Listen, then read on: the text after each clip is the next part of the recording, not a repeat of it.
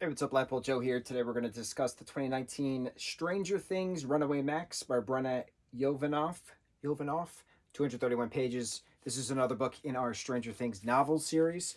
So, the other Stranger Things novels, Hawkins Horrors, loved. Darkness on the Edge of Town, dumb. What was the last one we read, which I thought was stupid? Suspicious Minds, dumb. I was very nervous. I was very nervous about Runaway Max because the last two that we read drove me crazy, especially because the timeline was dumb for Suspicious Minds. This book was incredible, and I was so happy, and I was in it. And the way this author writes Max's story is very much how Jeff Kinney writes Greg Heffley's stories in the Diary of a Wimpy Kid books. And what I mean by that, and if you read the Wimpy Kid books, you understand what I'm referencing in regards to how the story is told. Greg will sit down and he's writing in his diary and he's telling his story, but then he gets sidetracked about thing he remembers, and then he circles back to the story.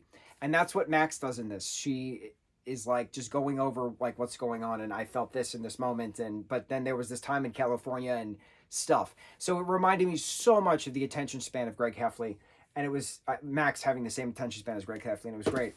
This book was very cringe in the sense of I went reading it because it was very challenging to read certain scenes, like the physical abuse that of Neil beating Billy with a belt.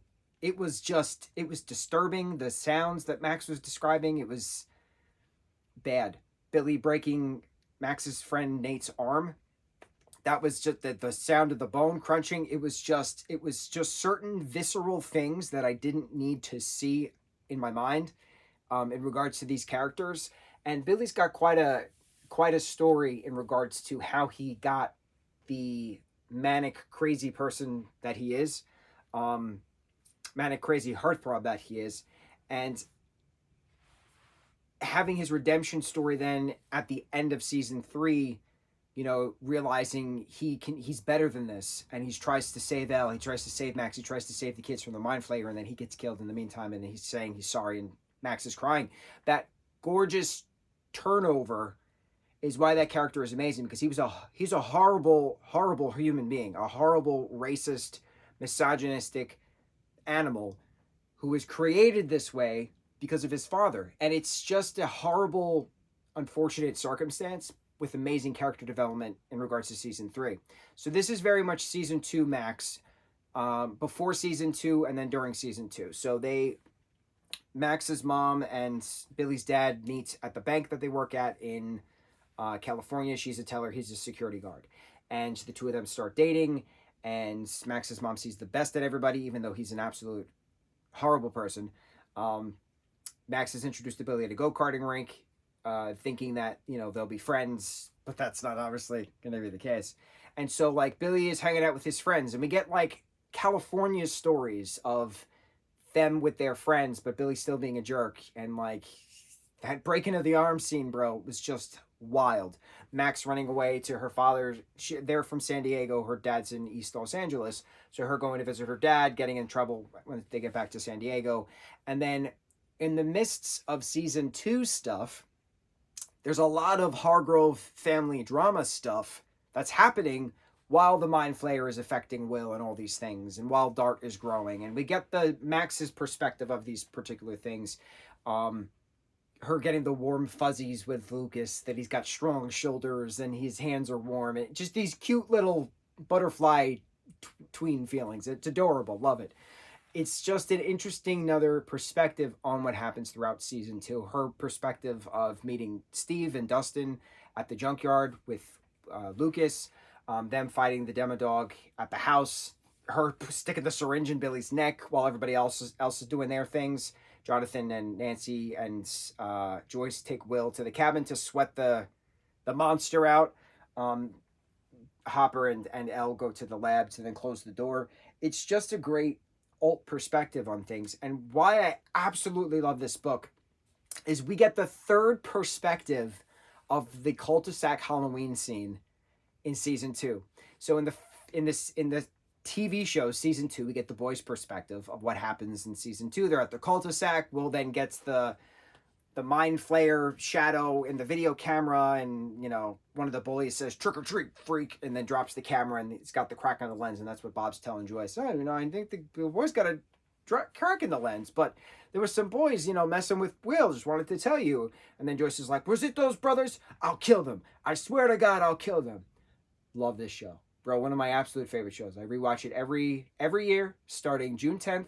Mark your calendars, because if you watch an episode a day starting June 10th, then season 3's finale, the Battle of Starcourt, when they fight the Mind Flayer at Starcourt and shoot the fireworks with him. So there's fireworks going off in the mall, there's fireworks going off outside, and then there's fireworks going outside in your neighborhood, because it's 4th of July when that airs. That's how you count backwards. It's wonderful. It's the only time immersion actually works in regards to projects like that. It's gorgeous. So, why I say this. So we get Will's perspective of that cul-de-sac stuff, right, on Halloween. They find him at the bottom of the stairs. Mike takes him home. He said he's bored anyway. In the Bully comic book, in the Bully graphic novel, we get Troy's perspective, that him and his friend pick on them prior to the other bullies coming, and Mike then has words with them, right? And then in this perspective, we have Max meeting them, because that's where Lucas and Dustin told her to meet. They said, meet us at that cul-de-sac, right? So she meets them. They're not there yet. She hides in a bush, and then she scares them. And we get that scare in the show. I've never seen a project where you have 3 different perspectives of the same scene. You got Will's perspective with the boys. You got Troy's perspective, the bully with his friends. And now you got Max's perspective. What's going to happen next? Maybe in Rebel Robin, because Rebel Robin comes out next. That's the next book we're going to read. Maybe she is with her friends at that cul-de-sac on that same Halloween night. I'm so jazzed about this, because I've never seen something like that. I've never seen a project have 3 perspectives of the same scene before. It's pretty. I mean, you see 2 perspectives of the same scene. A lot of the Heroes of Olympus books jump from protagonist to protagonist in regards to storytelling. So, like, Leo Valdez is telling a story of the same thing that's happening when Percy is telling the story. So, like, I've seen that type of dual perspective. I've never seen a tri-perspective, so that's interesting. And it has nothing to do with the main plot of the actual story of Stranger Things. It has to do with Halloween night on a cul-de-sac in 1984. Love it. So, Runaway Max, wonderful, wonderful book. Ends at the snowball dance. And we know how big of a thing that the snowball dance is with regards to season 4, within regards to Vecna. So that's, bro, I got the chills. I'm all in it. That's why it really pisses me off that Darkness on the Edge of Town was just so lame.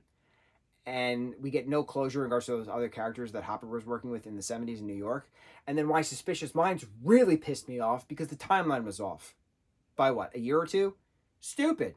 That's why when I started reading this, I was extremely nervous. And then when Max's perspective kept jumping, like Greg Heffley's does in Wimpy Kid, I was like, oh, okay, we might like this. And then I loved this book, but it was just very hard to read the Billy getting beaten parts and the Billy beating people parts.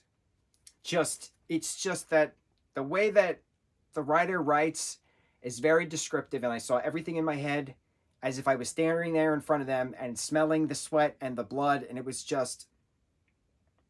gagged at one point. It was gross, but it was a good gross. So, Stranger Things, Runaway Max, awesome book, recommend it highly. On to the next review. Mahalo.